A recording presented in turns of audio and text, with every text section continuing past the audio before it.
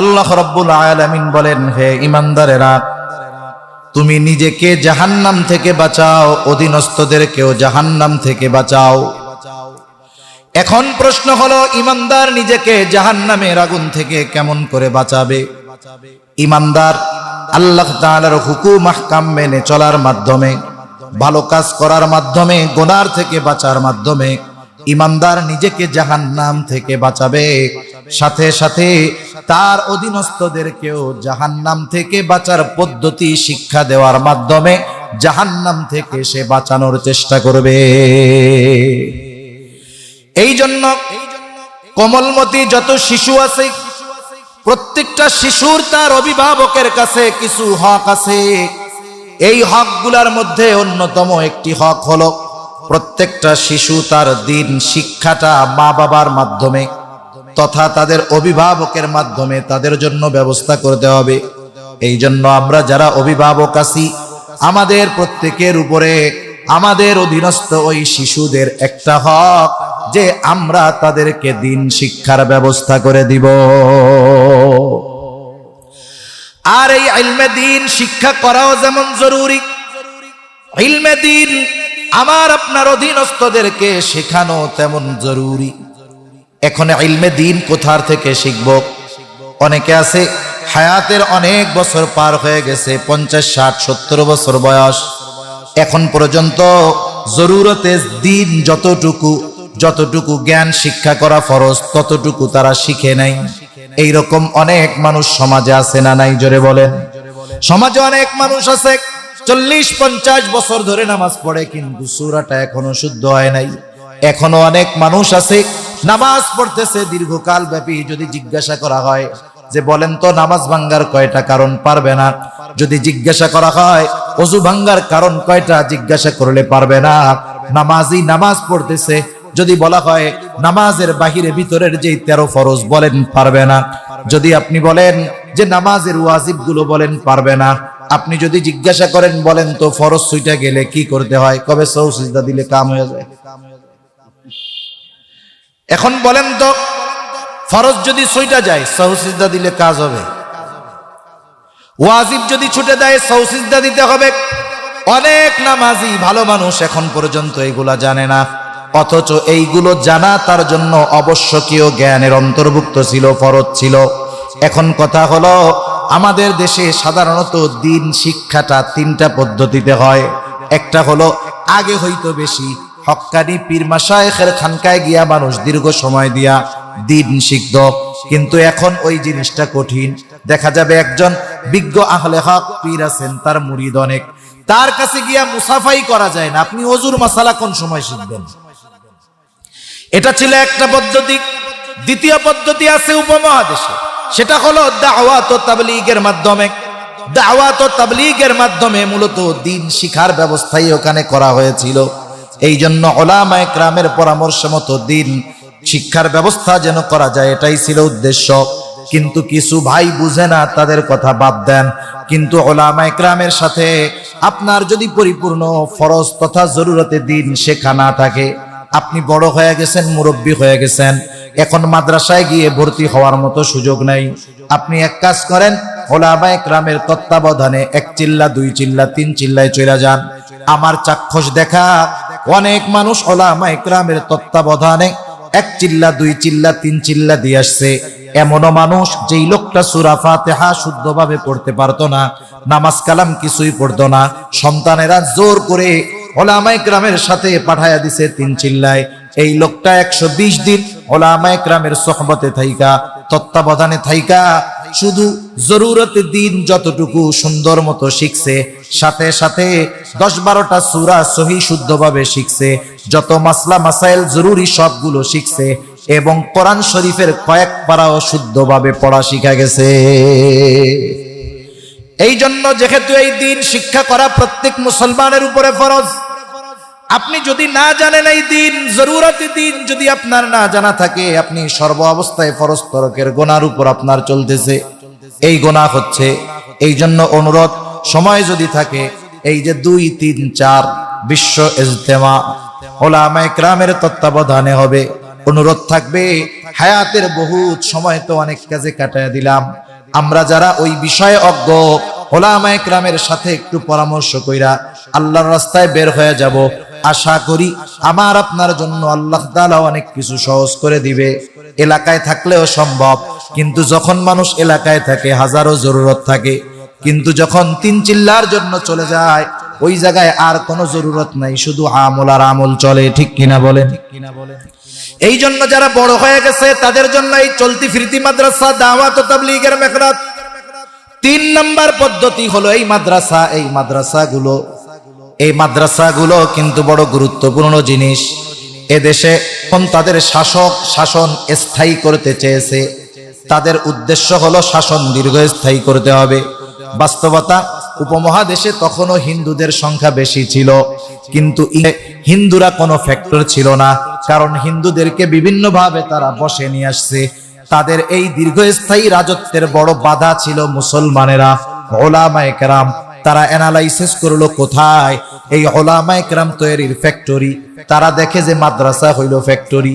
এইবার ইংরেজ সরকার হাজার হাজার উলামায়ে কেরামকে নির্বিচারে হত্যা করেছে, লক্ষ লক্ষ মাদ্রাসা তারা বন্ধ করে দিয়েছে। ওয়ালাকাদ যারানা লিজাহান্নামা কাসীরাম মিনাল জিন্নি ওয়াল ইনস লাহুম কুলুবুন লা ইয়াফকাহুনা বিহা ওয়া লাহুম আ'য়ুনুন লা ইউবসিরুনা বিহা ওয়া লাহুম আযানুন লা ইয়াসমাউনা বিহা উলাইকা কাল আনআম বাল হুম আযাল উলাইকা হুমুল গাফিলুন। আল্লাহ রাব্বুল আলামিন কোরআনুল কারীমের মধ্যে বলেন, ওয়ালাকাদ যারানা লিজাহান্নামা কাসীরাম মিনাল জিন্নি ওয়াল ইনস, আমি বিপুল সংখ্যক মানুষ এবং জিনকে জাহান্নামের জন্য তৈয়ার করেছি। যেই সমস্ত মানুষ এবং জিন যাবে তাদের জাহান্নামে যাবে, তাদের কোয়ালিফিকেশন কি, কোন কারণে তারা জাহান্নামী হবে?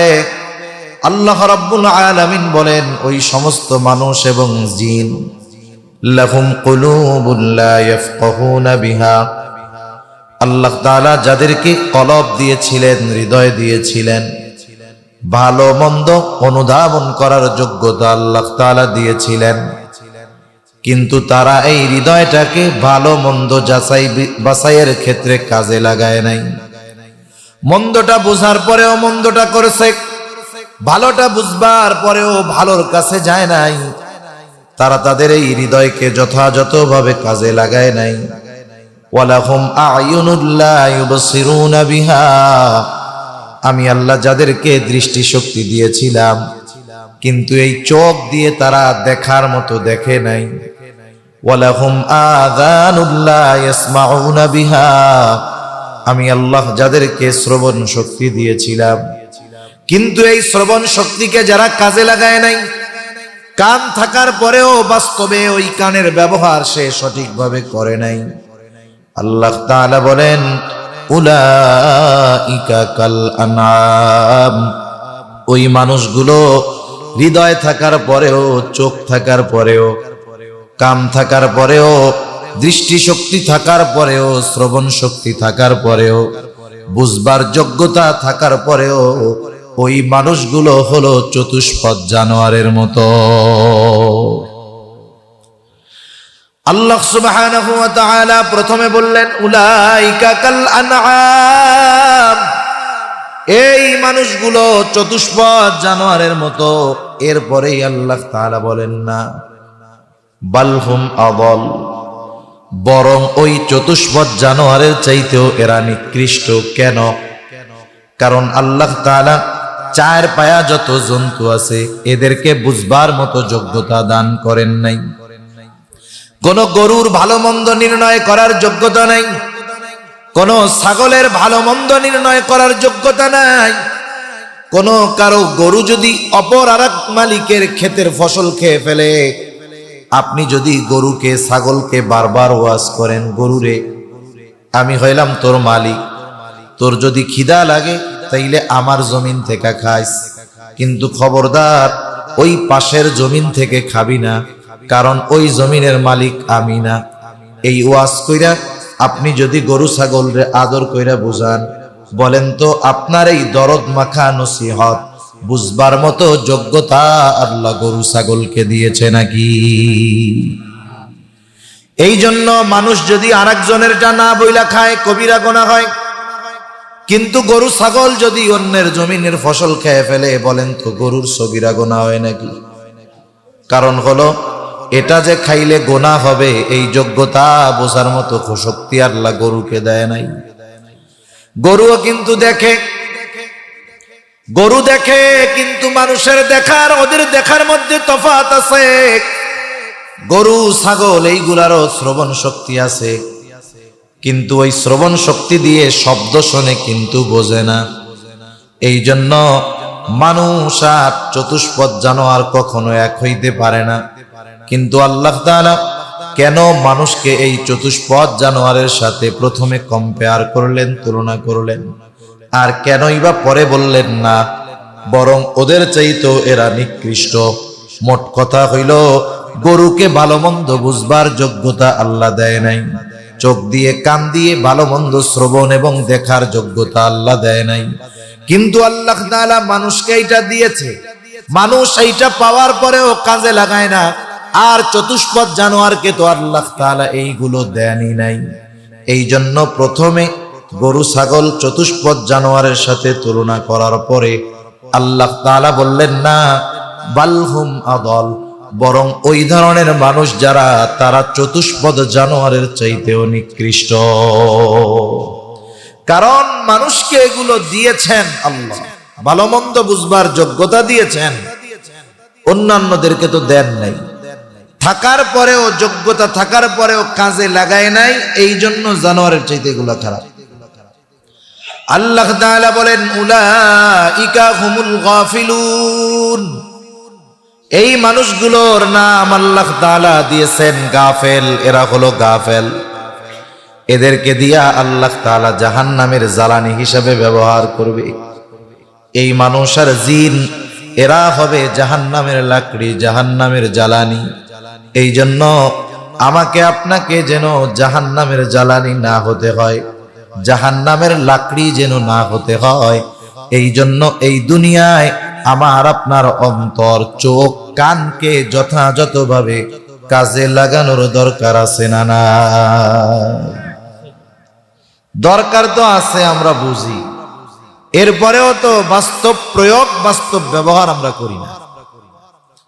সমাজের মধ্যে যত অন্যায় আছে, অপরাধ আছে, পাপ আছে, গুনাহ আছে, যে পাপগুলো করে, বলেন তো ওই পাপ কাজ যে করে সে জানে না ওইটা পাপ কাজ?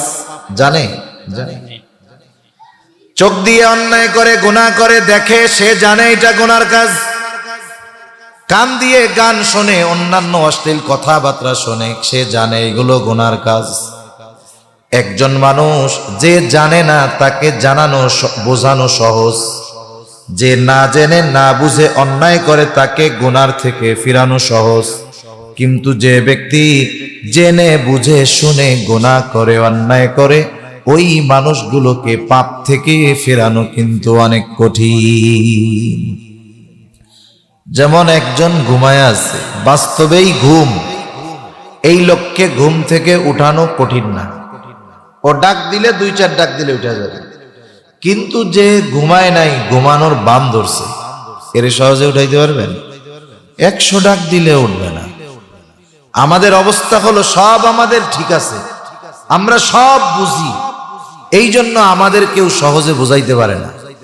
যদি বাস্তবেই না বুঝতাম তাইলে বোঝানো সহজ হইতো। তা আমি যে কথাগুলো এই জন্য বললাম আর কি, আমরা ওয়াজ, নসিহত, মাহফিল, আলোচনা করি, শুনি, কিন্তু কেউ মজার জন্য শুনি, ভালো লাগার জন্য শুনি, কিন্তু ওয়াজ যিনি আলোচনা করতেছেন তার কথাগুলো হৃদয় দিয়ে অনুধাবন করার চেষ্টা করি না।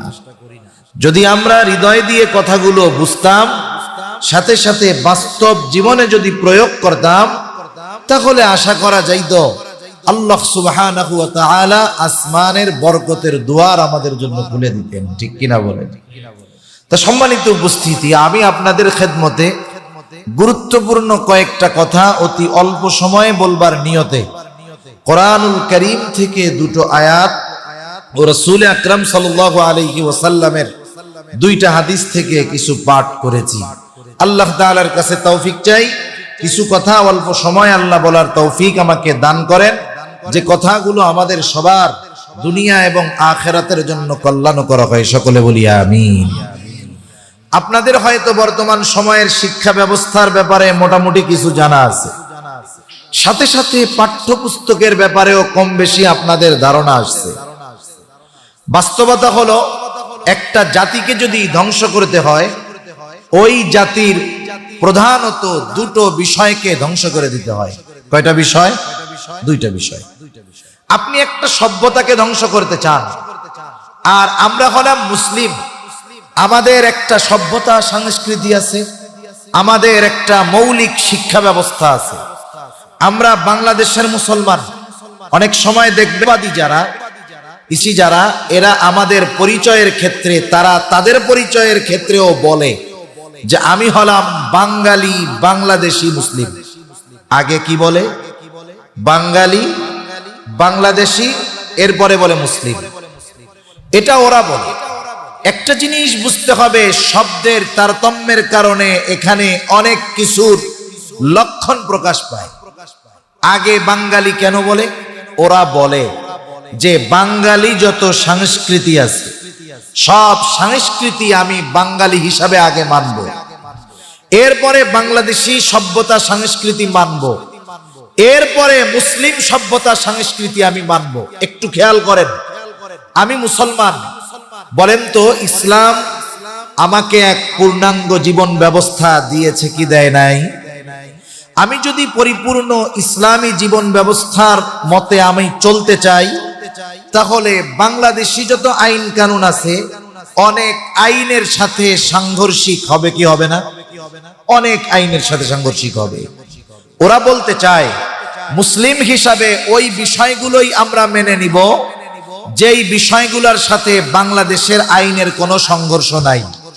এরপরে বলতে চায় বাংলাদেশি হিসাবে আমরা ওই সভ্যতা সংস্কৃতিগুলো মানব যেগুলো মানলে বাঙালি হিসাবে কোনো অসুবিধা নাই, আর বাঙালির যত সভ্যতা সংস্কৃতি আছে সবগুলো নির্দ্বিধায় মেনে নিব, যা হয় হোক। এখন বলেন, বাঙালি কি শুধু বাংলাদেশেই আছে নাকি? একটু যে কথা বলেন, আছে না নাই? আছে। আপনারা জানেন হয়তো বাঙালিদের অনেক অনুষ্ঠান আচার অনুষ্ঠান আছে যেগুলো বাঙালি সংস্কৃতি নামে চালানো হয়, ঠিক ওগুলো বাংলাদেশের সাথেও সাংঘর্ষিক এবং ইসলামের সাথেও সাংঘর্ষিক। আপনি যদি পরিপূর্ণ বাঙালি হতে চান, তাহলে অনেক রীতি প্রথা আপনাকে মেনে চলতে হবে। এগুলো অনেক রীতিনীতি প্রথা আছে, যেমন পৌষ সংক্রান্ত একটা অনুষ্ঠান কিছুদিন আগে ঢাকাতে হয়েছে, পালন হয়েছে উৎসব।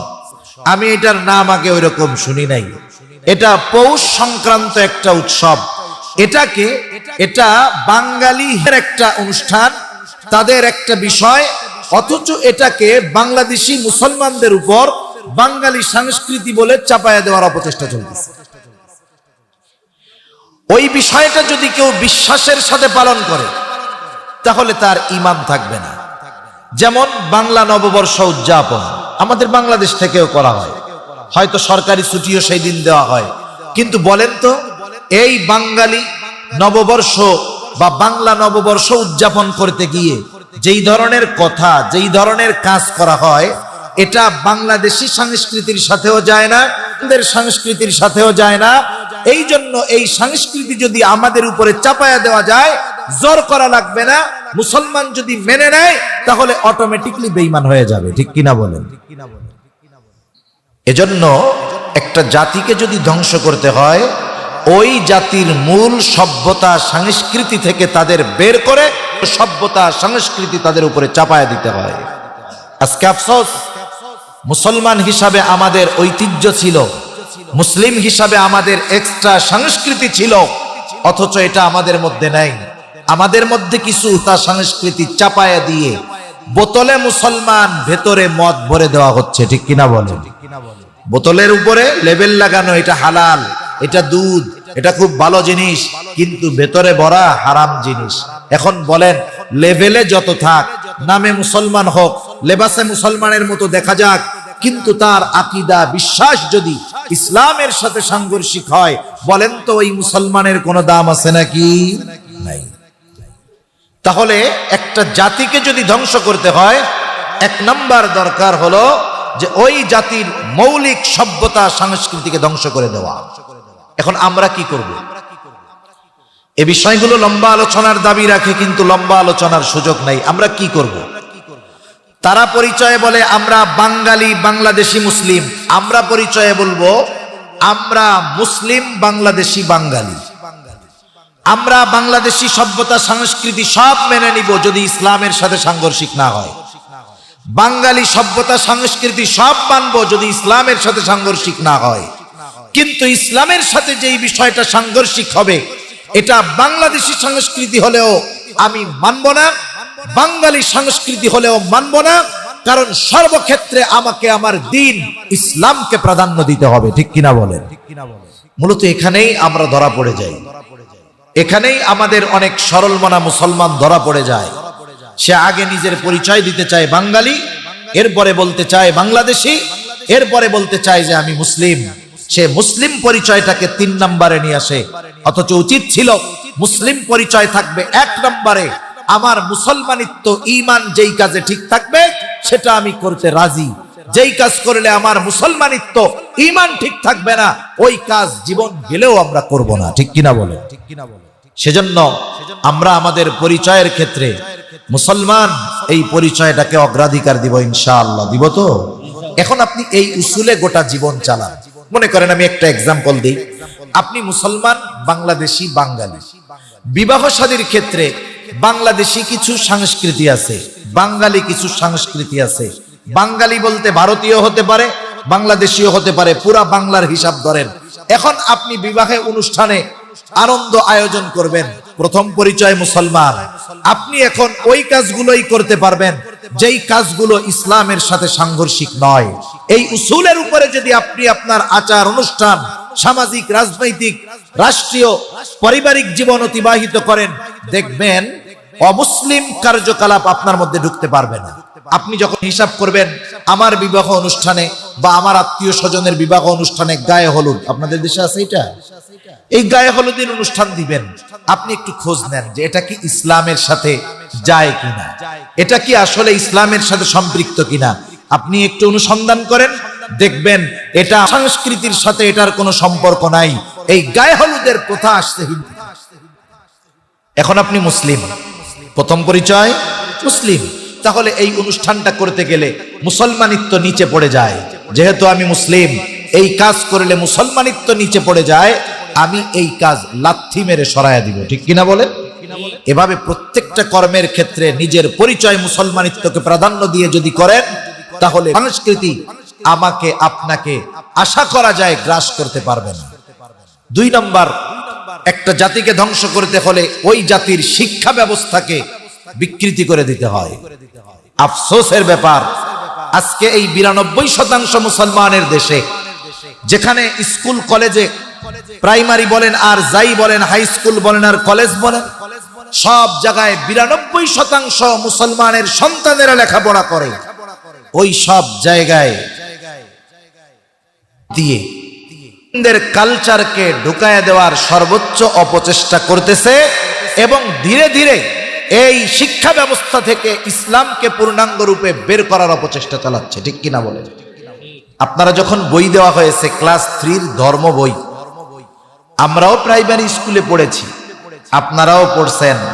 আমাদের সময় বইটা ছিল ইসলাম শিক্ষা, সহজ নাম ইসলাম শিক্ষা। এখানে যখন ইসলাম শিক্ষা ও নৈতিকতা, ইসলাম ও নৈতিকতা শিক্ষা না নৈতিক শিক্ষা নামে বইটা দেওয়া হয়েছে, ষড়যন্ত্রটা কি করা হলো? বইয়ের কাভার পেজের শেষের কাভার পেজের ভিতরের দিকে দুর্গার ছবি দিয়ে দেওয়া হলো। একটা জিনিস বুঝেন, এত বড় একটা বিষয়, এটা যে ভুলে হইছে এটা বিশ্বাস করার কোনো উপায় নেই। এটা ইচ্ছাকৃতভাবে করা হয়েছে। ইচ্ছাকৃতভাবে কেন করা হইল? শোনেন, একটা দেশকে যখন ধ্বংস করার ইচ্ছা হয় তখন এদেশের সবকিছুই তো ধ্বংস করতে হবে। অর্থ লস হোক, সম্পদ লস হোক, সেটা অসুবিধা নাই। ওই ইসলাম বিদ্বেষীরা খুব ভালো মতো জানে আমি আপনি আমার আপনার ইমানের দাম না বুঝতে পারি, কিন্তু ওই আমার আপনার ইমান ধ্বংস করার জন্য তারা সর্বোচ্চ ব্যয় করতে প্রস্তুত থাকে। তারা তৈয়ার যে মুসলমানদের ইমান ধ্বংসের জন্য যা করার দরকার করো। আমি তো বলি ইচ্ছাকৃত, অনিচ্ছায় হয়েছে তা না, ইচ্ছাকৃত এটা করা হয়েছে। কেন করা হইল? আমি মুরব্বীদের মুখে শুনছি আর কি। আগে গ্রামে খুব চুরি হইতো, বুঝছেন? গ্রামে চোর যে চুরি করে এটা কেমনে করে? হঠাৎ করে আইসাই কি এক বাড়িতে ঢুকা যায় নাকি? ঢুকে না। আগে যখন মানুষের মাটির ঘর ছিল, আপনাদের অঞ্চলে কি বলে জানি না, মাটি দিয়ে সরাইয়া গর্ত বানায় ভিতরে ঢুকতো। গর্ত খুঁড়ে, এটারে কি বলতো? হ্যাঁ, সিং সিং সিং খুঁজা ভিতরে ঢুকা চুরি করে বের হয়ে যেত। এখন চোর আসছে এক বাড়িতে, এই বাড়িতে তো দরজা লাগানো, ভেতরে মানুষজন, চুরি করা যাবে কি যাবে না, সিং কাটা যাবে কি যাবে না, চোর বুঝবে কেন? চোর প্রথম ওই বাড়িতে এসে একটা আওয়াজ করবে, হয়তো দরজার উপরে জোরে হাত দিয়ে আঘাত করবে, অথবা টিনের চালার উপরে বড় মাটির চাক বা ইটের চাক নিক্ষেপ করবে। সে আওয়াজ করবে একটা, তার আওয়াজের একটা মাত্রা আছে। এই আওয়াজের মাত্রায় যদি ঘরের লোক জাগ্রত হয়ে যায়, স্বাভাবিক। আপনার ঘর যেখানে গাছ, বাড়ির উপরে কোনো গাছপালা নাই, মানুষজন আসার কোনো সুযোগ নাই, ওই ধরনের কোনো আওয়াজ যদি দরজায় হয়, অথবা টিনের চালার উপরে বড় কোনো ইটের টুকরো অথবা বড় মাটির কোনো চাক ফেলা হয়, আওয়াজ হলে আপনি কি চুপ করে বসে থাকবেন না আওয়াজ দিবেন? এই কে রে, আওয়াজ দিবেন কি দিবেন না? এখন ও এক দুইবার এই আওয়াজ করে, যখন দেখে এই আওয়াজে ঘরের থেকে কোনো আওয়াজ আসে না, প্রতি উত্তর নাই, চোর তখন বুঝতে পারে তাইলে এই বাড়িতে আজকে কাজ চালানো যাবে। এইবার সে শিং কাটতো, ঘরে ঢুকতো, ওই আওয়াজ, ওই মাত্রার আওয়াজ, যেহেতু ঘরের লোক জাগে নাই, বাকি যে আমল সে করবে ওই আওয়াজের চাইতে নিচু আওয়াজ হবে। সুতরাং আশা করা যায় ঘরের লোকের ঘুম আর ভাঙবে না। এইবার চোর তার কাজ সিদ্ধি করে চলে যাইত। কিন্তু যদি দেখতো ওই আওয়াজের পরে ঘর থেকে প্রতি উত্তর আসছে কেরে, তাইলে চোর চিন্তা করতো এই বাড়িতে আজকে আর আমল করা যাবে না, চোর চলে যেত। পরবর্তীতে সে আবার চেষ্টা করত, কিন্তু ওই দিনের মতো শেষ। এখন যখন ইসলাম ধর্ম বইয়ের, ইসলাম ও নৈতিক শিক্ষা বইয়ের কাভার পেজের ভেতরের অংশে দুর্গা মূর্তি দিয়ে মুসলমানদের অবস্থা এই ইমান চোরেরা টেস্ট করছে যে দেখি মুসলমানেরা প্রতিবাদী হয় কিনা। যদি আমরা চুপ থাকতাম ওটা থেকে যেত, বরং পরবর্তীতে কাভার পেজে নয়, ওই শিক্ষার প্রতিটা পেজে পেজে হয়তো ওরা মূর্তি ঢুকায় দিত।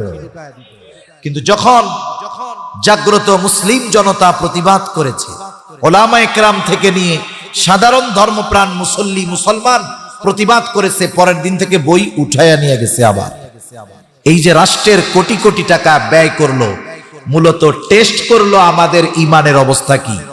আমরা যদি চুপ থাকতাম তাহলে তাদের মিশন সাকসেসফুল করার দিকে আরো তারা আগায়া যেত। এই একটা বিষয়।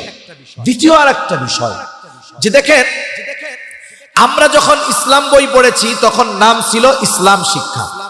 ওই বইয়ের মধ্যে মোটামুটি যা কিছু আমরা শিখেছি প্রাইমারি থেকে, মোটামুটি ইবাদতের বিষয়গুলো শিখেছি, সূরা কালামগুলো সব শিখেছি, নামাজ পড়ার পদ্ধতি সব শিখেছি, আচার আচরণ ব্যবহার বড়দের সাথে কেমন করতে হবে, মোটামুটি সব ইসলাম বই থেকে শিখেছি। এখন বলেন তো, ইসলাম কি এমন এক জীবন ব্যবস্থা যেখানে নৈতিকতা নাই? কথা বুঝেন নাই? ইসলামের মধ্যে নীতি নৈতিকতা আছে না নাই? আছে। অনেক সময় শব্দেও আগে পিছে আনার মাধ্যমেও আমাদের অনেক কিছু পরীক্ষা করা হয়। বইয়ের মধ্যে যদি একটা ছবি থাকে, ছবি বুঝবেন এই ছবির দ্বারা শিক্ষণীয় কিছু আছে। কোন ম্যাথে কোন বিষয়কে সাধারণভাবে নেওয়ার মতো সুযোগ আমাদের নাই, বুঝতে হবে এইগুলা। যেমন প্রত্যেকটা দেশের পতাকায় কিছু সাইন আছে, চিহ্ন আছে। বাংলাদেশের পতাকায় আছে। এই প্রত্যেকটা পতাকার ওই চিহ্নগুলো, সাইনগুলো বিশদ ব্যাখ্যার দাবি রাখে, ওর মধ্যে মেসেজ থাকে, খবর থাকে। এই যে ওরা দিল যে ইসলাম ও নৈতিক শিক্ষা, ইসলামের মধ্যে যদি নৈতিকতাই থাকে তাহলে আলাদাভাবে কেন নৈতিক শিক্ষা উল্লেখ করতে হবে? কথা বুঝতেছেন? ইসলামের মধ্যে যেহেতু নৈতিক শিক্ষা আছেই, ওর ভিতরেই ইনক্লুড আছে, তাহলে আলাদাভাবে কেন উল্লেখ করতে হবে? ওরা কি বুঝাতে চায় জানেন? যে ইসলাম আর নৈতিকতা এক নয়, বরং ইসলাম আর নৈতিকতা আলাদা আলাদা বিষয়। নাউজুবিল্লাহ। অথচ কত সুন্দর কথার মাধ্যমে আমাদের অন্তরে কি বিশ্বাস তারা গেড়ে দেওয়ার চিন্তা করতেছে। সরল মনা শিশু, তৃতীয় শ্রেণীর একটা বাচ্চা, 8-9 বছর তার বয়স হবে। ওই বাচ্চা যদি আস্তে আস্তে ওই বিষয়টার উপরে গড়ে উঠে, তাহলে একটা সময় সে মনে করবে ইসলাম এক জিনিস, নীতি নৈতিকতা আর এক জিনিস। এই জন্য সে নামাজও পড়বে, ঘুষও খাবে, নামাজও পড়বে, সুদও খাবে, নামাজও পড়বে, আর একজনেরটাও মেরে খাবে। ঠিক কিনা বলেন? ও মনে করবে ইসলাম হইল নামাজ, রোজা, হজ, যাকাতের নাম, আর নৈতিকতা আলাদা এক সাবজেক্ট। অথচ ইসলাম এবং নৈতিকতা এই দুটো একটার থেকে আর একটা আলাদা নয়। ইসলামের মধ্যেই পরিপূর্ণ এবং সর্বোচ্চ নৈতিকতাই রয়েছে। ঠিক কিনা? এবার আসেন, সপ্তম শ্রেণীর সামাজিক ও ইতিহাস শিক্ষা মনে হয় একটা বই। ওই বইটার মধ্যে দেখবেন সপ্তম শ্রেণীতে কারা পড়ে? সপ্তম শ্রেণীতে পড়ে কিশোর কিশোরীরা। কিশোর হলো শৈশব অতিক্রম করে যারা যৌবনের দ্বার প্রান্তে আছে, এরা হলো কিশোর কিশোরী। আমাদের দেশে যদিও একটা আইন করা হয়েছে 18 বছরের আগে বালেগ হয় না, আসলে ইসলাম তো এটা বলে না। ইসলাম জানিয়ে দেয় যে আহাদ্দুল বুলুগ, বালেগ হওয়ার সর্বশেষ সীমা 15 বছর। এই 15 বছর খ্রিস্টীয় হিসাবে নয়, মানে ইংরেজি হিসাবে নয়, এই 15 বছর হলো আরবি বছরের হিসাবে। তাহলে ইংরেজি বছরের হিসাবে 14.5 বছর বয়সে একটা ছেলে বালেগ হয়ে যায়। এটা হলো সর্বোচ্চ টাইম। এর আগে হইতে পারে। 14.5 বছর বয়সে কি হয় বলেন? বালেগ হয়, প্রাপ্তবয়স্ক হয়। এর আগেও হতে পারে। একটা মেয়ে 9 বছরে বালেগা হতে পারে, এর চাইতে কিছু বেশি সময়ও তার লাগতে পারে। এই যে সময়টা, এটা তার যৌবনের প্রারম্ভে বলতে পারেন। স্বাভাবিক ক্ষেত্রে ক্লাস 7-এ যদি স্বাভাবিকভাবে ওঠে, 7, 6 বছরে 1, 13 বছরে ক্লাস 7 এসে উঠে। বলেন তো, এই বয়সে উঠবার পরে একটা মেয়ে তো তখন পরিপূর্ণ বালেগা, একটা ছেলে হয়তো তখন বালেগ হয়ে গেছে। কোন বালেগ অথবা বালেগার হাঁটুর উপরে কাপড় পরার কোন সুযোগ আছে? আরে জোরে বলেন না। এই অঙ্গটা ঢেকে রাখা ফরজ না? পুরুষের জন্য নাভির থেকে নিয়ে হাঁটু পর্যন্ত ঢেকে রাখতে হবে। ক্লাস 7-এর মধ্যে একটা মেয়ের ছবি দেওয়া আছে ওই বইয়ের কভার পেজে, শুরুতেই একেবারে ওখানে হাফ প্যান্ট পরা একটা মেয়ের ছবি দেওয়া আছে। আপনি হয়তো দেখবেন যে সাধারণ একটা ছবি, এর মধ্যে আর কি বিষয় আছে? বাস্তবতা হলো ওই সপ্তম শ্রেণীর ছেলে অথবা মেয়েকে ওই কভার পেজে হাফ প্যান্ট পরা ছবি দিয়ে শিক্ষা দেওয়া হচ্ছে, তুমি 7-এ পড়ো, তাতে কি হয়েছে? তুমি এখনো হাফ প্যান্ট পরে ঘুরে বেড়াবা, কোনো অসুবিধা নেই। আপনি চিন্তা করেন তার মাইন্ডকে কত সূক্ষ্ম প্রসেসের মাধ্যমে পরিবর্তন করা হচ্ছে। এগুলো আমাদের অনুধাবন করার টাইম নেই, এগুলো আমাদের বোঝার মতো সময় সুযোগ নাই। কারণ একটা জাতির উপরে যদি নিজেদের কিছু চাপিয়ে দিতে হয়, ওই জাতিকে পেট বাঁচানোর জন্য দৌড়ের উপরে রাখতে হয়। আপনারা আমাদের উপমহাদেশে শাসন করছে, আমাদের চাইতে সংখ্যায় বেশি ছিল নাকি? কথা বলেন না, বেশি ছিল? সংখ্যায় কম হওয়ার পরেও 200 বছর কেন শাসন করতে পারছে তারা? ইতিহাস পড়েছেন, এরা দেখবেন এরা মুসলমানদের উপরে বা উপমহাদেশের মানুষের উপরে শুধু ট্যাক্সের উপরে ট্যাক্স দিছে, ট্যাক্সের উপরে ট্যাক্স, খাজনার উপরে খাজনা। যখন চিন্তা করতেছে খাজনা দিতে না পারলে তো অনেক কঠিন শাস্তি, মানুষ অন্য কি দেখবে? জান বাঁচানোর জন্য খাজনার বিষয়টা খাজনা উপার্জন করতে করতে, কাজ করতে করতে, জমিনে খাটতে খাটতেই তো তাদের জীবন শেষ। প্রতিবাদ করবে কখন? একটা জাতিকে যখন দীর্ঘকাল শোষণ করতে হয়, ওই জাতিকে তার পেট বাঁচানোর জন্য দৌড়ের উপরে রাখতে হয়। আমাদের দেশ সহ গোটা দুনিয়ার অবস্থা এরকম। এখন অনেকে বলবে, হুজুর চাউলের কেজি কত টের পান? আগে তো আলু ভর্তা ডাল খাইয়া গরিব মানুষ বাঁচতো, আলুর কেজি কত টের পান? আমরা তো এখন 3 বেলা 3 মুঠো খাবো, পেট ভরে কয় মুঠো খাবো, এই চিন্তাই তো বাঁচি না। এগুলো দেখার টাইম আমাদের আছে? বাস্তবতাই এইটা। ওই কাজে ব্যস্ত রেখেই তো আমাদের মধ্যে ঢুকিয়ে দেওয়ার অপচেষ্টা দুনিয়াব্যাপী এই জালেমরা করতেছে, ঠিক কিনা বলে? এছাড়া আরো কিছু বিষয় পাঠ্যপুস্তকের মধ্যে ইনক্লুড করা হচ্ছে, যদি ওগুলোর আলোকে আমাদের সন্তানেরা বেড়ে ওঠে। শব্দ আপনারা অনেকে শুনেছেন, অনেকে শুনেন নাই। এই ধরনের বিষয়গুলো যদি আমাদের সভ্যতা, আমাদের সংস্কৃতির মধ্যে ঢুকিয়ে দিতে পারে ওরা, 100 বছর লাগবে না, 50 বছর পরে ঘরে ঘরে ওয়ালাদুজ জেনায় ভরে যাবে। সেজন্য একটা জাতিকে যদি টিকে থাকতে হয়, ওই জাতির শিক্ষা ব্যবস্থা শক্ত এবং মজবুত ভিত গড়ে তুলতে হয়। আর আমরা মুসলমান, আমাদেরকেও যদি আমাদের সভ্যতা, সংস্কৃতি এবং স্বকীয়তা টিকিয়ে রাখতে হয়, আমাদেরকে আমাদের দ্বীনের উপরে অটল অবিচল থাকতে হবে। আমাদের জাগতিক শিক্ষা অর্জন করতে হবে, কিন্তু দ্বীনকে ঠিক রেখে। এজন্য শিক্ষা নিয়েই কয়েকটা কথা আমি আপনাদের খেদমতে বলার ইচ্ছা পোষণ করেছিলাম। শুরুতে দুই একটা কথা আর একটু বলার দরকার। দেখেন, সাধারণভাবে শিক্ষা দুই ধরনের আমাদের দেশে, দুইটা পদ্ধতি। একটাকে আমরা বলি জেনারেল পদ্ধতি, আর একটাকে বলি আমরা কোরআন সুন্নাহর পদ্ধতি। তা যাই আপনি বলেন না কেন, দুনিয়াবি জাগতিক শিক্ষা আর একটা হলো ধর্মীয় শিক্ষা। জাগতিক শিক্ষাটা দুই ভাগে বিভক্ত। জাগতিক শিক্ষার মধ্যে কিছু শিক্ষা আছে যেগুলোর দ্বারা কোনো উপকার নাই, বরং কিছু শিক্ষার মাধ্যমে আরো ক্ষতি আছে, ঈমান ধ্বংস হয়। যেমন মানুষ সৃষ্টি করেছেন আল্লাহ। কোরআনুল কারীমের মধ্যে আল্লাহ তাআলা মানুষ সৃষ্টির একেবারে বিশদ বিশ্লেষণ আল্লাহ তাআলা দিয়ে দিয়েছেন। রাসূল আকরাম সাল্লাল্লাহু আলাইহি ওয়াসাল্লাম হাদিসের মধ্যে বিশদ ব্যাখ্যা দিয়ে দিয়েছেন। মানুষ কিভাবে সৃষ্টি হয়েছে এ ব্যাপারে কোনো সন্দেহ মুসলমানদের মনে থাকতে পারে না।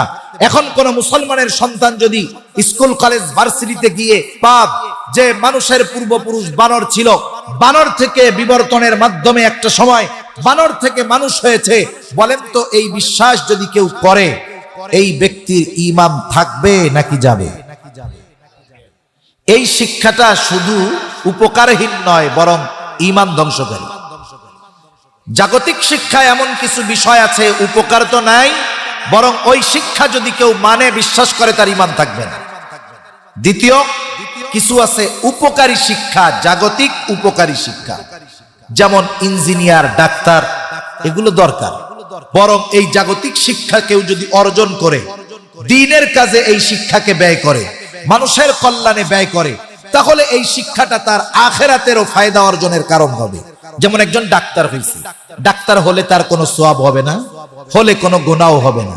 কিন্তু এই লোকটা যদি ডাক্তার হয়ে এলাকার গরিব মানুষকে ফ্রি ট্রিটমেন্ট দেয়, বলেন তো খেদমতে খালক, মানুষের সেবা করার কারণে তার সওয়াব হবে কি হবে না? হবে। একজন যদি ইঞ্জিনিয়ার হয়, হইলেও কোনো গুনাহ নাই, হইলে সওয়াবও নাই, না হইলেও হইছে যে এতে কোনো তার গুনাহও হবে না। কিন্তু ওই ইঞ্জিনিয়ার, মনে করেন একজন ডিজাইনার, সে আর্কিটেকচার ইঞ্জিনিয়ার, সে যদি একটা মসজিদের ডিজাইন ফ্রিতে করে দেয় আল্লাহর জন্য, এই ডিজাইন করার জন্য সে 2-4-5 লক্ষ টাকা উপার্জন করতে পারত। কিন্তু এই মেধা সে যদি দ্বীনের কাজে ব্যয় করে, ওই মসজিদ হবে তার স্ট্রাকচার ডিজাইনের উপরে, মুসল্লিরা নামাজ পড়বে, আজান হবে, বলেন তো এই ইঞ্জিনিয়ার সওয়াব লাভ করবে কি করবে না? এজন্য জাগতিক কিছু উপকারী শিক্ষা আছে, যেগুলো যদি দ্বীনের কাজে ব্যয় করা হয়, তাহলে ওই শিক্ষা তার দুনিয়া আখিরাত উভয় জাহানে কাজে লাগে। এইবার হলো ধর্মীয় শিক্ষা। ধর্মীয় শিক্ষা হলো এমন এক শিক্ষা, এই শিক্ষার দ্বারাই বাস্তবে শিক্ষার যেই উদ্দেশ্য সেটা অর্জিত হয়। শিক্ষার উদ্দেশ্য কি? শিক্ষার ব্যাপারে আমরা বলি education is the backbone of nation. শিক্ষা হলো জাতির মেরুদণ্ড। তাহলে শিক্ষা লাভ করার উদ্দেশ্যটা কি? মানুষ শিক্ষিত হওয়ার লাভ মানে উদ্দেশ্যটা কি? এখনকার জামানায় মানুষ লেখাপড়া করে দুনিয়া উপার্জনের জন্য। এখনকার জামানায় মানুষ লেখাপড়া করে কেন? দুনিয়া উপার্জনের জন্য, বড় চাকরির জন্য, বড় বিসিএস ক্যাডার হওয়ার জন্য। এক কথায় দুনিয়ার জগতে ভালো থাকার জন্য মানুষ লেখাপড়া করে। কিন্তু লেখাপড়ার মূল উদ্দেশ্য এটা না। লেখাপড়ার মূল উদ্দেশ্য হলো একজন ভালো মানুষে পরিণত হওয়া। আর এই জামানায় এই শিক্ষার মূল উদ্দেশ্য যদি কেউ অর্জন করতে চায়, তাহলে ধর্মীয় শিক্ষার কোনো বিকল্প নাই। ধর্মীয় শিক্ষার দ্বারা মানুষ যেমন সৎ চরিত্রবান মানুষে পরিণত হয়, ধর্মীয় শিক্ষার দ্বারা আখিরাত মানুষের উজ্জ্বল হয়। এই দুনিয়ার যদি কল্যাণ কেউ চায়, নীতি নৈতিকতা সম্পন্ন মানুষ ছাড়া সম্ভব নয়। এখন মনে করেন ধর্মীয় শিক্ষার অন্যতম উদ্দেশ্য যে একজন নৈতিক চরিত্র সম্পন্ন মানুষ হওয়া। জাগতিক শিক্ষার যেই শিক্ষাগুলো আছে অর্জন করলে গুনাহ হবে না, যেমন ডাক্তার হওয়া। বলেন তো, ডাক্তার যদি নৈতিকতা শূন্য হয়, নীতি নৈতিকতা যদি ডাক্তারের মধ্যে না থাকে, তাহলে কি হবে? ওই ডাক্তার মোটা অঙ্কের ফিস নিবে, বিনা কারণে টেস্ট দিয়ে ডায়াগনস্টিক সেন্টারের কাছ থেকে মোটা অঙ্কের কমিশন পাবে। ঠিক কিনা বলেন? ওই ডাক্তার হইছে সাধারণ রোগ, বড় অপারেশন করে টাকা উপার্জন করবে, রোগীকে ঠকাবে। কেন? কারণ তার মধ্যে নৈতিকতা নাই। এজন্য জাগতিক উপকারী শিক্ষার দ্বারা যদি এই জাতি উপকার লাভ করতে চায়, তাহলে ওই ডাক্তারকেও ধর্মীয় শিক্ষায় শিক্ষিত হতে হবে। কমপক্ষে তার ভিত্তিমূলক শিক্ষাগুলো দ্বীনি শিক্ষায় যদি না হয়, তাহলে জাগতিক উপকারী শিক্ষাগুলো এ জগতের মানুষের জন্য ক্ষতির কারণ হয়ে দাঁড়াবে। তাহলে আপনি যদি সব কথার মূল কথার দিকে আনেন, যে যেই লাইনেই যাক, কমপক্ষে তার ভিত্তিমূলক শিক্ষাটা দ্বীনি শিক্ষা হওয়ার দরকার আছে না নাই? এটা আছে, এবং এটা প্রত্যেকটা মুসলমানের জন্য অর্জন করা ফরজ। আল্লাহ তাআলা সে কথা কোরআনুল কারীমের মধ্যেও বলেন, নবীজি সাল্লাল্লাহু আলাইহি ওয়াসাল্লাম হাদিসের মধ্যে জানায়া দেন। রাসূলুল্লাহ সাল্লাল্লাহু আলাইহি ওয়াসাল্লাম বলেন, তলাবুল ইলমি ফরিদাতুন আলা কুল্লি মুসলিম। দ্বীন ইলম শিক্ষা করা প্রত্যেক মুসলমান নরনারীর উপরে ফরজ। এখন কতটুক শিখবে? কেউ বলেন কমপক্ষে নিজে দ্বীনের উপরে চলার জন্য যতটুকু ইলমে দ্বীন শিক্ষা করা দরকার অতটুকু শিখতেই হবে।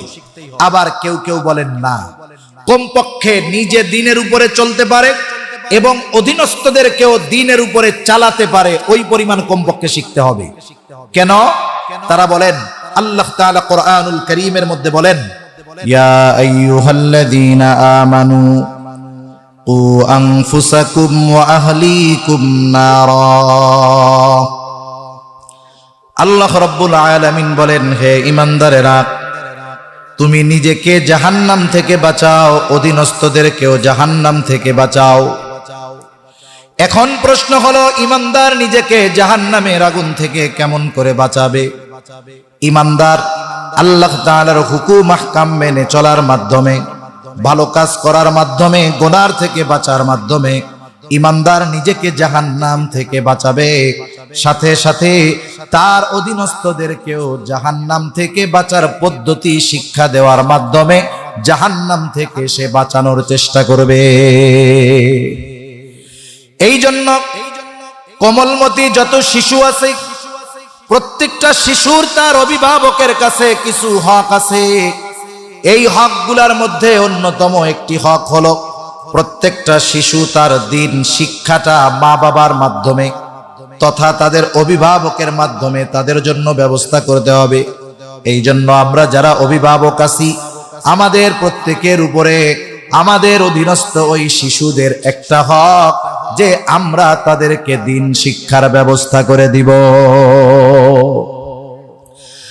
আর এই ইলমে দ্বীন শিক্ষা করাও যেমন জরুরি, ইলমে দ্বীন আমার আপনার অধীনস্থদেরকে শেখানো তেমন জরুরি। এখন ইলমে দ্বীন কোথার থেকে শিখব? অনেকে আছে হায়াতের অনেক বছর পার হয়ে গেছে, 50, 60, 70 বছর বয়স, এখন পর্যন্ত জরুরতে দ্বীন যতটুকু জ্ঞান শিক্ষা করা ফরজ ততটুকু তারা শিখে নাই। এইরকম অনেক মানুষ সমাজে আছে না নাই? জোরে বলেন। সমাজে অনেক মানুষ আছে 40-50 বছর ধরে নামাজ পড়ে, কিন্তু সূরাটা এখনো শুদ্ধ হয় নাই।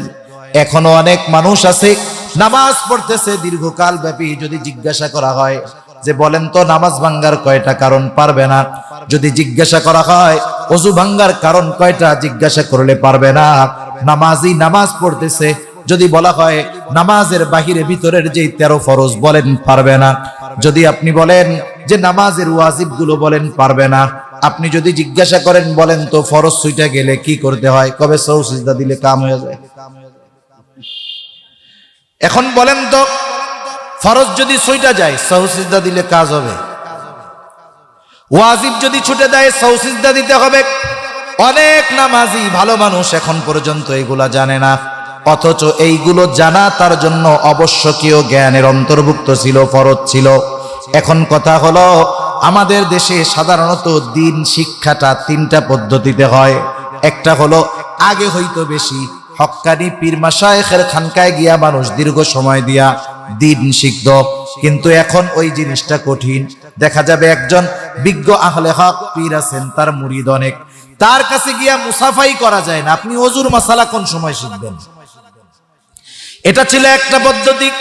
দ্বিতীয় পদ্ধতি আছে উপমহাদেশে, সেটা হলো দাওয়াত ও তাবলীগের মাধ্যমে। দাওয়াত ও তাবলীগের মাধ্যমে মূলত দিন শিখার ব্যবস্থাই ওখানে করা হয়েছিল।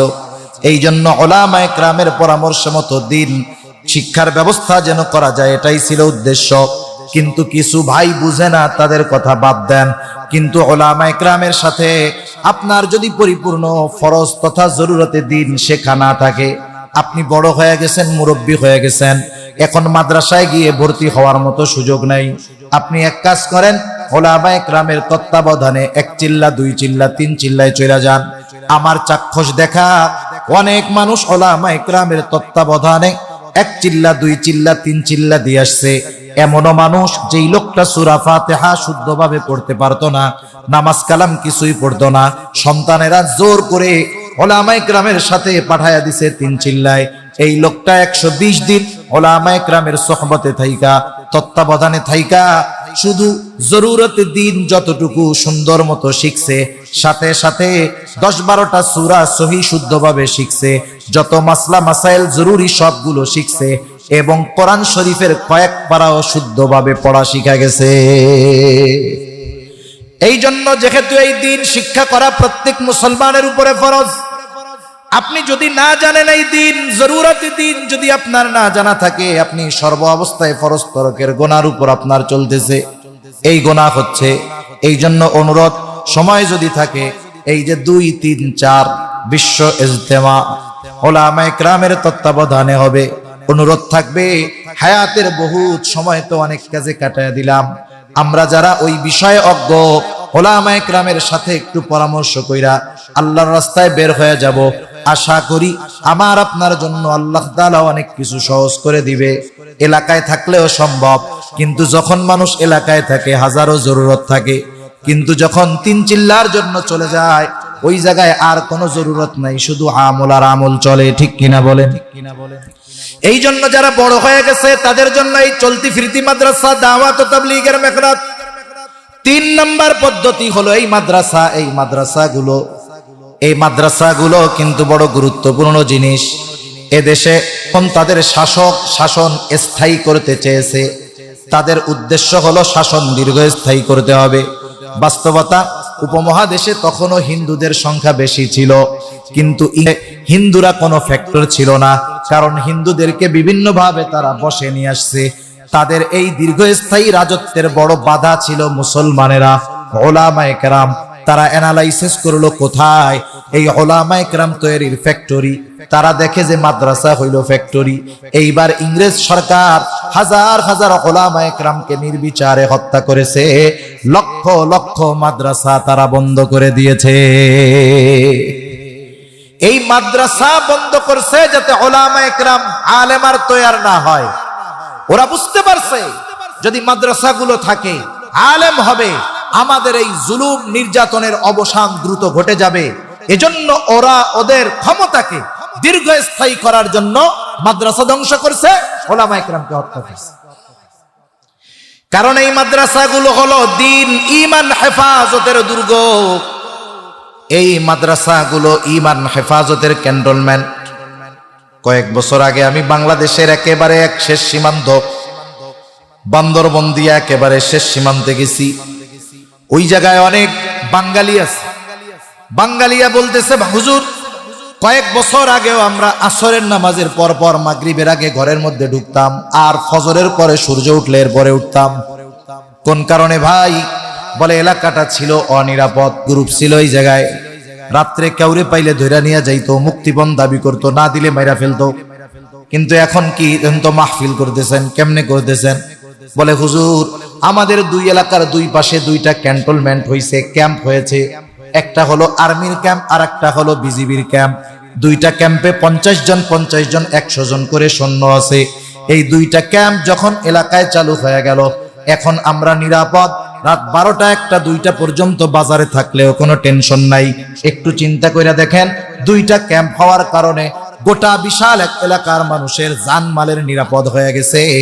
আর যেই এলাকাগুলোয় মাদ্রাসা আছে, যেই দেশে মাদ্রাসা আছে, যেই এলাকায় মাদ্রাসা আছে, ওই মাদ্রাসাগুলো কিন্তু সাধারণ ইট দেয়ালের ঘর দেখা যায় তা নয়, বরং ওই মাদ্রাসাগুলো হলো আমার আপনার ঈমান হেফাজতের ক্যান্টনমেন্ট।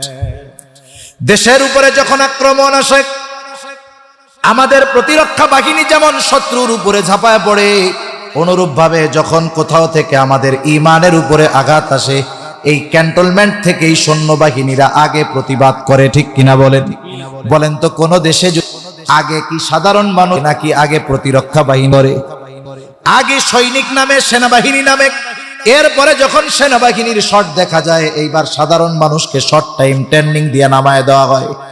এজন্য মনে রাখবেন, ঈমান হেফাজতের ক্যান্টনমেন্ট মাদ্রাসাগুলো, আর এই মাদ্রাসার মধ্যে যারা থাকে তালিবুল ইলম, এরা হলো ঈমান হেফাজতের দায়িত্বে নিয়োজিত সৈনিক।